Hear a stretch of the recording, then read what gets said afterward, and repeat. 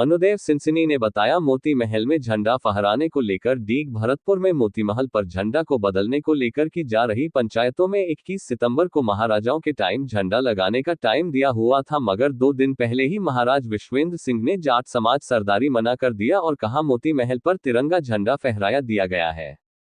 फिर भी जाट समाज के युवाओं में जोश था। इसी को लेकर मनुदेव सिंसिनी ने मोती महल के गेट को तोड़कर पुराने झंडे को फहराया और सिंसिना बाबा के इस पवित्र प्रांगण में पधारी हुई समस्त सरदारी आप सबको मैं बारंबार सिर झुकाकर लंबे लंबे हाथ कर कर अपनी राम राम कहता हूँ। राम राम।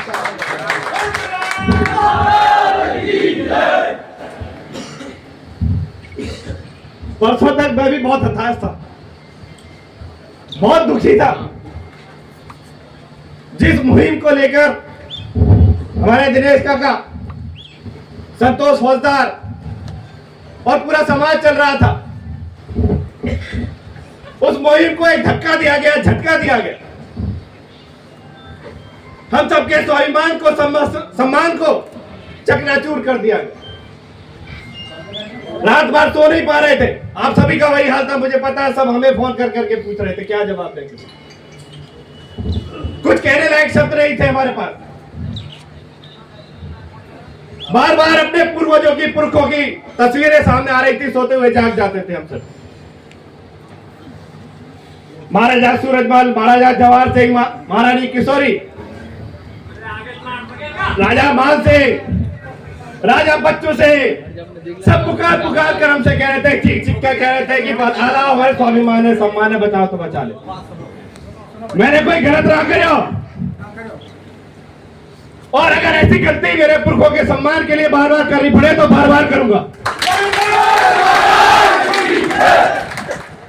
मैं अनुरुद्ध से कहना चाहता हूं, वो हमारे बुजुर्गों को रोज गाली दे रहा है। कभी उनको कॉन्क्यूबाइन कहता है, कभी डॉट कहता है, कभी गुंडा कह रहा है। हम कहां तक सहन करें, कहां तक अपने जमीर को मारे। नहीं सहन हुआ इस सरदारी से। 21 तारीख रखी थी, 21 तारीख को कि सारा सैलाब आएगा और वहां पर अपने झंडे को फिर से स्थापित करेगा। उसने एक चालाकी रची, तिरंगे के पीछे अपने आप को छुपा लिया। तिरंगे का हम भी सम्मान करते हैं। मैं तो एक फौजी आदमी हूं। एक फौजी आदमी के लिए तिरंगे से बड़ा कोई सम्मान नहीं हो सकता। हम लोग जब सरहद पे बढ़ रहे होते हैं तो तिरंगे को अपने सीने में गाड़ लेते हैं ताकि दुश्मन उसे गिरा ना पाए। और ये रियासतकालीन ध्वज, जिसमें हमारे बुजुर्गों का खून शामिल है, वो मोती महल जो हमारे पुरखों की कुर्बानी से बना है, उस सम्मान को, उन माओ की कोख, जाने कितनी कोख गुजरी होंगी इस रियासत को बनाने के लिए। आज एक छोटा सा बेवकूफ बच्चा आता है और वो कहता है कि ये रियासत है ही नहीं। इस रियासत को गाली दे रहा है वो। अब तक तो अपने परिवार में लड़ाई लड़ रहा है, खूब लड़ा अपने परिवार में। तेरी परिवार की लड़ाई के बीच में कोई नहीं बोला। अपने बाप से लड़ रहा है, बाप से लड़। लेकिन अगर तू इस समाज के स्वाभिमान को, सम्मान को ठेस पहुंचाने की कोशिश करेगा तो एक नहीं हजारों मनुदेव पैदा होंगे। तो होएगा ठाकुरन का खून, हम में जाट का खून है, महाराजा सूरजमल का खून है कि बच्चा में महाराजा सूरजमल का खून है। हम अपने अधिकार लेना जानते हैं। हमने बरसों तक ऐसे ही राज नहीं किया। चाहे बाहर से कितने ही मुगल आक्रांत आए हो, अंग्रेज आए हो, हम पर फतेह नहीं पा पाए। तो आज सबके माध्यम से यही कहना चाहता हूं मैं, आप सब लोगों में जो जोश है, जो जुनून है, मैंने तो ये सोचकर गया था कि आज मैं अपनी कुर्बानी दूंगा, क्योंकि हो सकता है वहां पे उसके पास हथियार हो। भाई हथियार चला सके वो तो, मैं मर भी सकता हूं। लेकिन आने वाली पीढ़ी के जो बच्चे हैं, इनके लिए वो एक गौरव दे जाता है, सम्मान दे जाता है कि बाहर कभी ये जाएंगे तो सीना ठोक के कह सकते हैं हम सिंसिनी के भाई, हम सिंसिनवार हैं। भाई ये बहुत भावुक पल है। आप सबका इतना स्नेह और प्यार देखकर मैं बहुत भावुक हो रहा हूं बार बार। लेकिन एक बात है, इस मुहिम को यहां, जैसा कि हमारे बड़े भाई दौलत फौजदार कह रहे हैं, इस मुहिम को यहां रुकना नहीं चाहिए। ये अलग हर जगह जगनी चाहिए कि हम अपने स्वाभिमान से और सम्मान से समझौता नहीं करेंगे, हम अपने पुरखों की कुर्बानी से समझौता नहीं करेंगे। उसको अगर गाली देगा कोई या उसे कमतर दिखाने की कोशिश करेगा तो एक बार नहीं 1000 बार हम उस महल के दरवाजे को तोड़ेंगे। वो महल हमारा भी है। जब उसे संपत्ति लेनी होती है तो कहता है कि मुझे पहले बंद में बैठा वो संपत्तियां वापस दिलवाओ। अरे दिलवाएंगे तो जब तू यो कहेगी जब तू हमारा है। तू बनाई कछु और रहा है तो कैसे दिलवा दे, तो वो कैसे बात करे तोते। साथियों,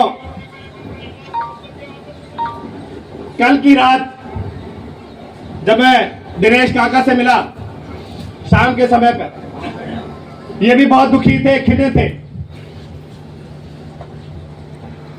झंडा मेरे पास था लेकिन वो शायद उसमें कुछ त्रुटि थी। काका ने कहा मेरे पास है झंडा, जो ओरिजिनल झंडा है उसकी कॉपी मेरे पास है बिल्कुल। इन्होंने मुझे वो झंडा दिया। हमारा प्रोग्राम था सिंसना बाबा पर आकर यहाँ महाराजा सूरजमल जी की मूर्ति पर वो झंडा फहराने, लेकिन जाने क्यों मेरा दिल नहीं माना। बहुत सारे मेरे युवा साथियों ने बाद में कहा कि भैया हमें बुला लेते, हमें बुला लेते। साथियों, मेरे मन में ये विचार आया था, लेकिन समस्या ये थी कि अगर तुम 10-20 युवा ने लेके जाता हो तो वहां इतना अंधेरा है कि वहां हम एक दूसरे से बिछुड़ जाते हैं, अपने काम को नहीं कर पाते। और दूसरी बात, कुछ ऐसे लोग हो सकते हैं जो षड्यंत्रकारी हो, वो मुझ पर इल्जाम लगाते कि अपनी राजनीति के लिए यानी छोरान का भविष्य खराब कर दिया। मैं किसी का भविष्य खराब नहीं करना चाहता था, खुद कुर्बानी देने के लिए तैयार था। मेरे खून से अगर इस समाज को अपना स्वाभिमान मिलता है तो उसके लिए तैयार। इसीलिए मैं वहां अकेला गया, अंदर प्रांगण में गया, दरवाजा तोड़कर अपनी गाड़ी से वहां झंडा फहराया। कुछ दिखाई नहीं दे रहा था, बहुत अंधेरा था। वहां लगभग आधा घंटा 40 मिनट रहा। मैंने काफी कहा अनुरोध तू बाहर आ जा, तेरे पचपड़ा कहिए भैया आके मार दे। और पुलिस प्रशासन के पीछे अगर तू दुबक रहा है, पुलिस प्रशासन ने बुला ले, यहीं खड़े हो।